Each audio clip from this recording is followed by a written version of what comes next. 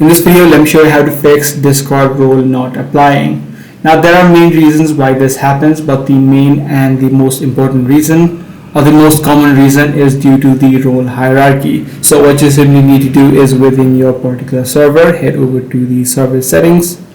And within settings right here, you should be able to see the option called roles being displayed. Simply head over to it. And here what you need to do is just tap on reorder and make sure that the administrator role or your assignment bot's role is above the role that you want to apply. So make sure that you fix that first of all. And once you've done that, your issue should be solved. But however, if this is not the case for you, then the second thing that you can try out is just clear out the app cache of Discord. Simply tap and hold the application, head over to the eye icon. Once you're inside of the settings page, head over to storage, and right here you should be able to see the option called clear cache being displayed. Simply tap on it and try to see if this fixes the issue. So that's pretty much all there is to it.